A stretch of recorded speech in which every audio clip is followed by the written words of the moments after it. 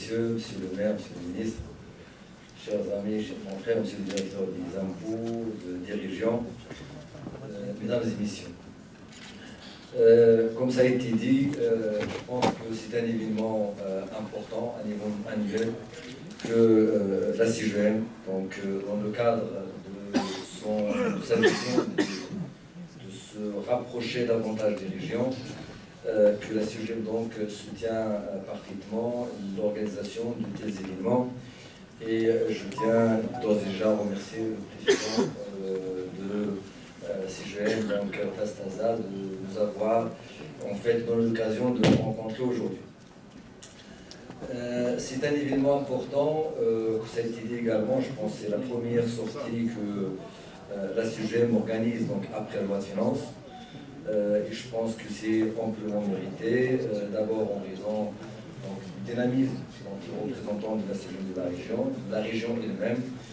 Et c'est un début, et la CIGEM continuera donc à rencontrer les régions pour expliquer le contexte dans lequel la loi donc, a été adoptée.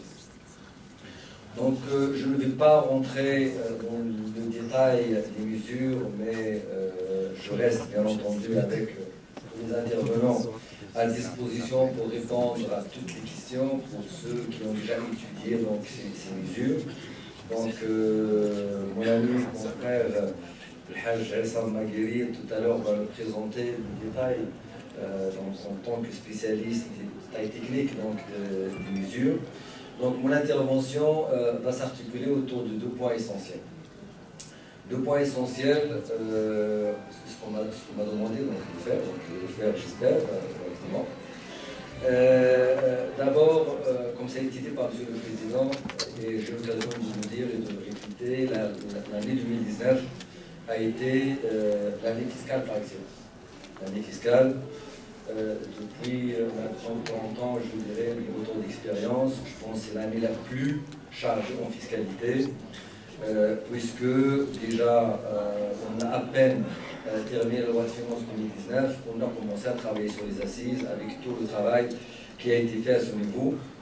Et je rappelle tout simplement que la CIGEM était un acteur, je dirais, impliqué dans la préparation de ce travail-là de réflexion fiscale qui est, à notre sens, très important et très intéressant, compte tenu un petit peu de l'évolution que le système fiscal a connue pendant les années passées. C'est un événement qui a été, dans lequel la CIGEM est intervenue, d'abord de manière, en termes d'organisation, puisque nous avons eu le plaisir de faire partie du comité scientifique qui a un petit peu orchestré le travail technique et de réflexion, mais également dans le détail en ayant des experts et des opérateurs qui faisaient partie du groupe de travail de réflexion pendant toute cette période. Donc je me rejoins un petit peu du travail qui a été fait et de la réflexion qui a été produite. La CIGEM a produit un document qui s'articule autour de 23 principes directeurs, 75 recommandations qui ont été érigées en un document que vous pouvez d'ailleurs consulter au niveau sur le site de la CIGEM, dans lequel vous allez découvrir, à mon sens, un point important. C'est que la CIGEM a abandonné cette position revendicative de baisse de fiscalité, mais beaucoup plus adopté celle d'un acteur qui contribue à la construction d'un système fiscal cohérent. Parce que, comme vous le savez, l'accroissement des dépenses publiques est un phénomène continu, qui s'accroît. Je ne pense pas qu'on puisse un jour s'attendre à ce que les dépenses publiques baissent. Elles seront là et elles continueront. Il faut bien que quelqu'un les finance. Ici, on ne s'organise pas pour que chacun paye sa quote-part dans cette partie. Il y a bien quelqu'un qui paiera. Parce que de toute façon, il faut qu'on paye ses dépenses. Et c'est pour cela que, au lieu de rester sur une position revendicative des baisses d'impôts et d'incitation, nous avons beaucoup plus adopté une position de dire bâtissons et construisons ensemble un système fiscal global qui est acceptable pour tout le monde. Et c'est ce que vous allez trouver dans ce document-là, dans les 23 principes et les 75 recommandations pratiques techniques qui ont été arrêtées. Bien entendu, nous restons dans l'attente de cette loi cadre qui, normalement, tant attendue, qui était le fruit, qui devrait être le fruit de la réflexion globale. Déjà, la loi de finances 2020 a pris en considération un certain nombre de recommandations qui ont été retenues lors de ces travaux. Et la CGM n'est pas non plus absente à ce niveau. Par contre, bien au contraire, il est bien impliqué dans la réflexion sur la loi de finances 2020. Et encore une fois, dans le cadre d'une démarche structurée, en bâtissant l'ensemble de la réflexion sur deux principes fondamentaux. Vous allez voir en fait deux choses. La première, c'est qu'on a dit, on a fait un travail au niveau des assises. Il faut bien que la loi de finances 2020 soit le point de départ de la mise en œuvre de ces recommandations. Pourquoi? Parce que quand on réfléchit, on crée des attentes. Quand on s'est assis pour réfléchir à des choses, on a créé des attentes auprès de tous les citoyens marocains, auprès des contribuables et auprès des opérateurs et des entreprises en particulier, qui considèrent que, puisqu'il y a eu des recommandations, il va falloir qu'il y ait des assises, maintenant il faut les mettre en œuvre. Et c'est un point important, sinon on perdra encore une fois donc, la confiance dans tout ce qui a été dit.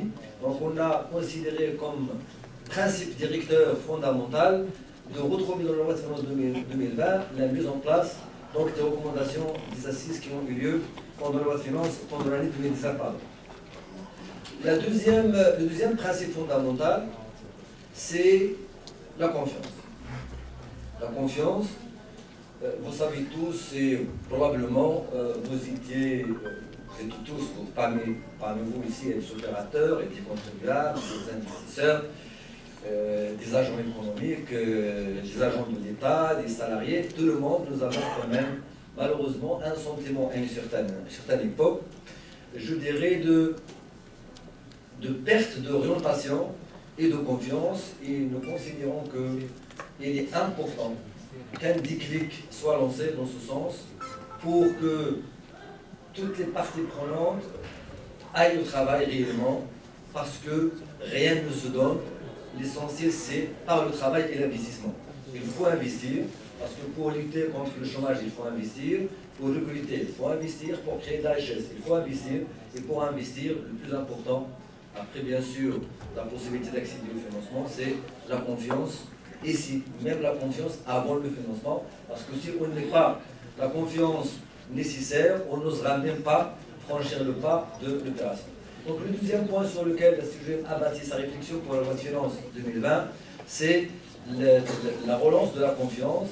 Et nous avons eu le plaisir donc, de recevoir à Casablanca M. le ministre de l'économie et des finances et de la réforme de l'administration, c'est Mohamed Benchabour, et M. le ministre de l'Intérieur, c'est Abdou Afifis, qui sont venus et on a partagé avec les opérateurs les deux réflexions que je viens de vous dire, à savoir donc la mise en œuvre des assises et la consolidation de la confiance comme étant les principes directeurs qui devaient être à la base de toutes les réflexions fiscales qu'on doit retrouver dans la loi de finances 2020.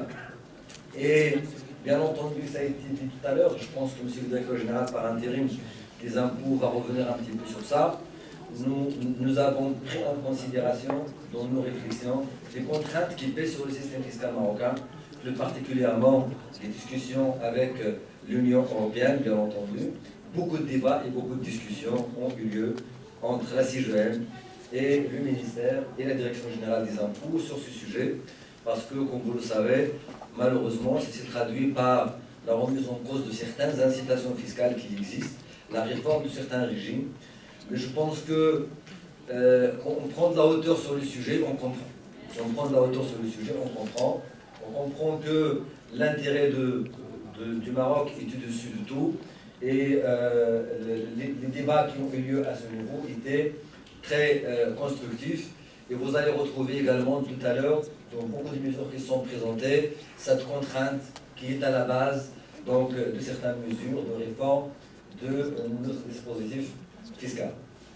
Donc, la mise en œuvre des assises, la relance et la consolidation de la confiance, la conformité et la compliance du système fiscal par rapport aux meilleurs standards internationaux sont des choses qui ont été prises en considération dans en fait, la construction donc, de cette loi de finances pour l'année 2020.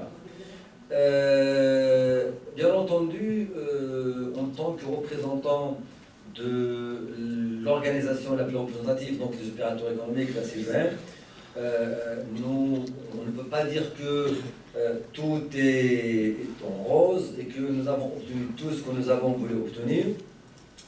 Bien entendu, il faut rester, je dirais, franc, transparent, parce que c'est le plus important, c'est le débat et la transparence. Nous avons effectivement aussi proposé un certain nombre de mesures qui malheureusement n'ont pas été retenues. Donc il faut quand même chaque fois dire voilà ce qui a été réalisé, voilà ce qui n'a pas été réalisé. Et nous avons toujours considéré qu'on aurait pu être beaucoup plus,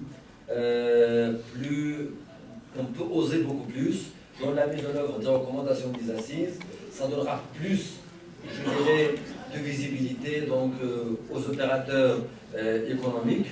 Donc c'est l'un des points essentiels sur lequel la CGM a mis le point. Et je pense que la baisse de l'IS, plus particulièrement pour être un petit peu plus précis, pour tout le monde était une demande. Heureusement pour l'industrie, malheureusement pour le secteur. Donc la baisse de taux marginal de 31 à 28%. Donc on a voulu à ce qu'il soit généralisé quand même à toutes les entreprises, à tous les secteurs d'activité. Malheureusement, ça n'a pas été le cas. Mais je dirais cela ne voudra pas dire que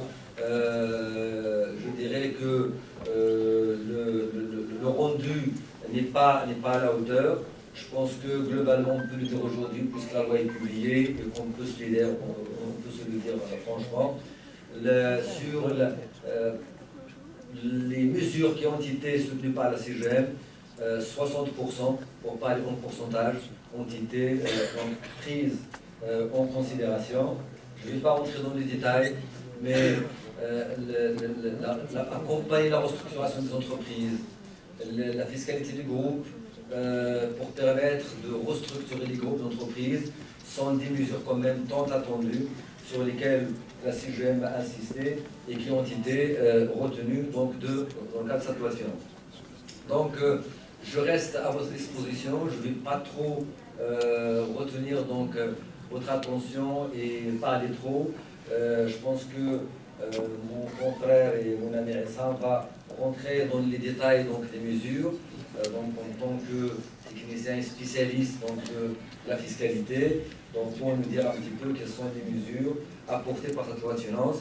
Et bien entendu, tout à l'heure, je reste avec tous les intervenants à votre disposition pour répondre à toutes les questions que vous pouvez avoir d'ordre technique ou même d'ordre général qui étaient à la base donc, de l'établissement et la construction de dispositions fiscales dans cette loi de finances. Et je vous remercie de votre attention.